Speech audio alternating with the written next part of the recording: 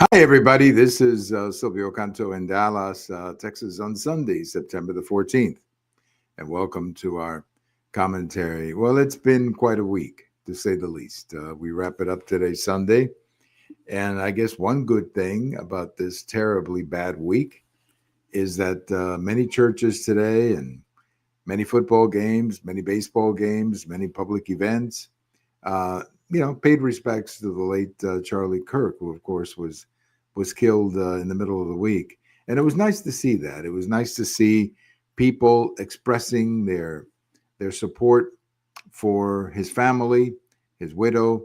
Of course, the widow spoke on Friday night, gave a wonderful speech that all of us had a chance to watch, and it was just absolutely stunning.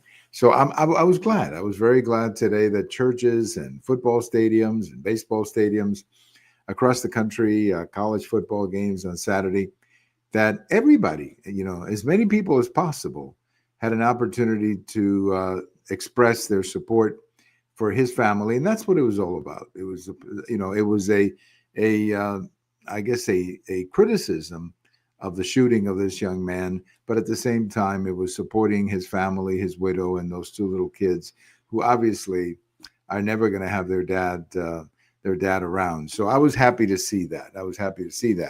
I have a post coming out Monday morning where I talk a little bit about the importance of using the right words. And one of the most unfortunate things in the politics here, I don't know, in the last 5 to 10 years, is that the other side, I mean, Democrats are constantly using words like fascist and racist and a threat to democracy, and the most idiotic one of all, which is, of course, that that Trump is Hitler and those kinds of things. And I think for most people, as I write in my post, for 99% of the population, nobody pays attention to that. When you see people like that on television saying, he's a fascist, he's a racist, he's a, I don't know, threat to democracy, he's a Hitler. For 99% of the population, they don't pay attention to that. They think whoever's making those comments is foolhardy or crazy or whatever. But I'm not worried about the 99%. I'm worried about the 1% that is going to take those kinds of comments, if they're hearing it over and over and over again, which is unfortunate. We're hearing it over and over and over again, and take comments like that and then act on it, as it appears this young man in Utah did, and others have done as well. So I think it really raises the importance of the words that we choose and the messages that we give. You don't disagree with President Trump, that's fine. That's within your rights as a citizen. That's within the political arena.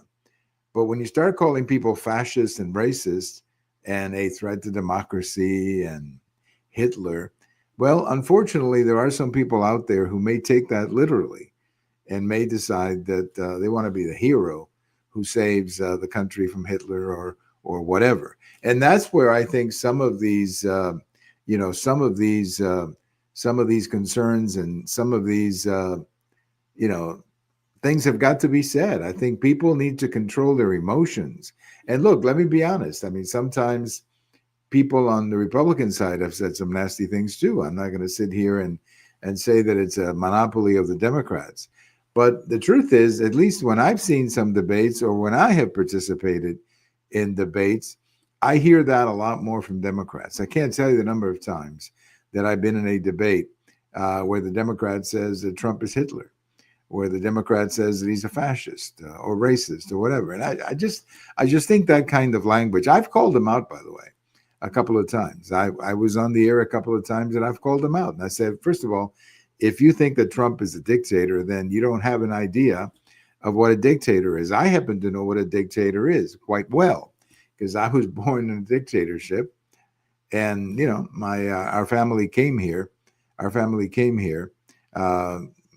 Seeking to get away from that dictator. So I happen to know what it is. I know what it's like to have your father's cousin in jail for 14 years without a trial. I know what that's like. So that's a dictatorship. That's what dictators do. And in the United States, we don't have dictators. I mean, we don't have Hitlers. I mean, those are words that are absolutely insane to be used in the context of American politics. But yet there are people out there saying these things. And as I said a minute ago, 99% of the people who hear that just delete the email or cancel the text or just shut off the TV and say whoever's saying it is crazy. But I'm not worried about the 99% because they're not the ones who are going to kill somebody. I'm worried about the 1% who listen to that stuff and may be inspired to do something bad, as we've seen in other occasions. I think everybody has to tone down, and the Democrats especially have to tone it down, I think, with respect to the language. Again, I'm not going to come here and tell you that it's all the Democrats. There are some Republicans who have said some bad things, and they shouldn't say it. But I don't hear too many Republicans calling anybody a fascist or a racist because, they want to enforce immigration laws or whatever. I mean, these are words that I think in the hands or in the minds of a wrong person could have some negative consequences. So I think it's time to eliminate that. And I think the media has a responsibility here to help us do that. I mean, the media should stop. Anybody who goes on TV and says that Trump is Hitler, the media should stop him right there and say, hey, wait a minute, that's completely out of bounds. That is completely out of bounds.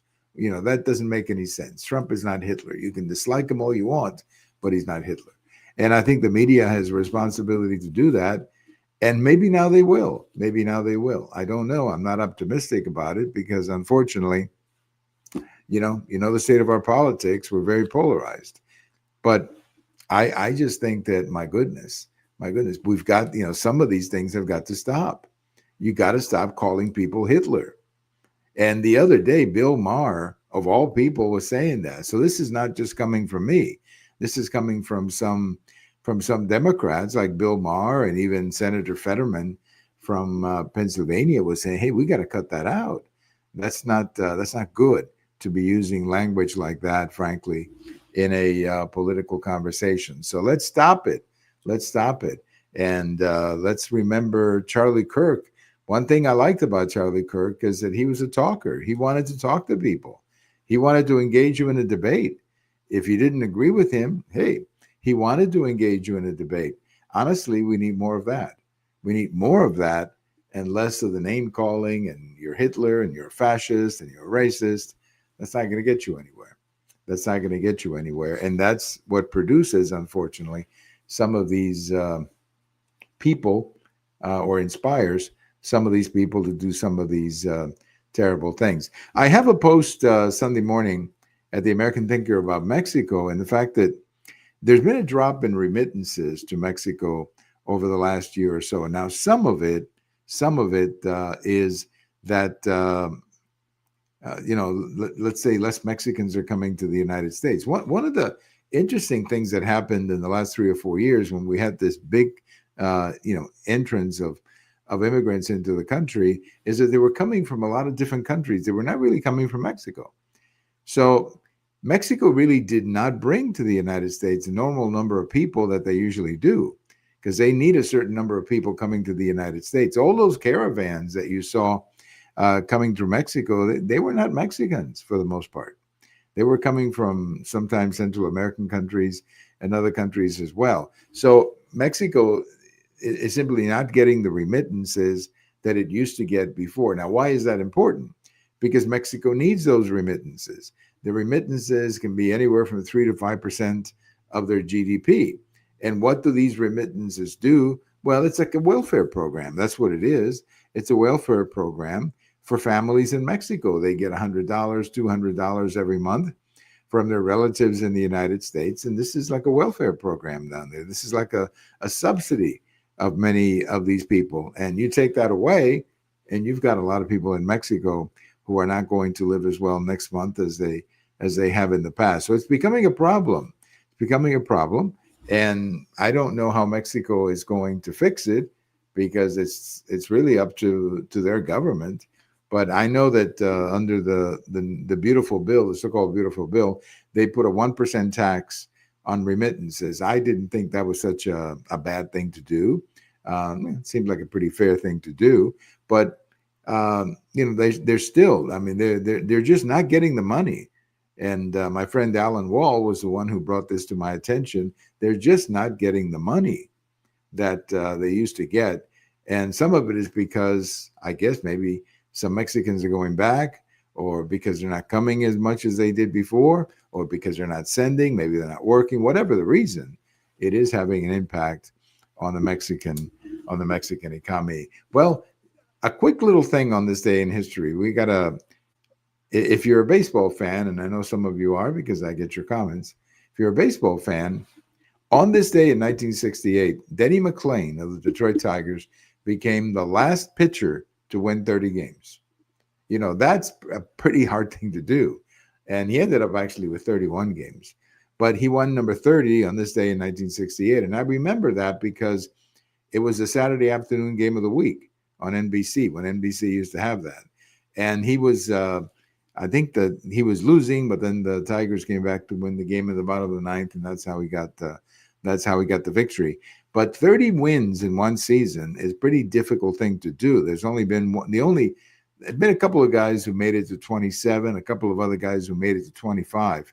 But 30 is pretty hard to do. If you just think about a regular pitcher, pitching 35 starts in a season, maybe 40. In the old days, they used to pitch a lot more. But that's still a very difficult thing to do, to win 30 games. And Denny McLain did it on this day in 1968. And the last time anybody did it, and frankly, I don't think that's ever going to be done again. I really don't see how anybody can win 30 games the way the game is managed today. So Denny McLain on this day in 1968 won his 30th game, and I remember it quite well. Have a great day, everybody. This is Silvio Canto in Dallas. Thanks to Junior for dropping a few comments, and we'll talk to you later. Bye-bye, everybody.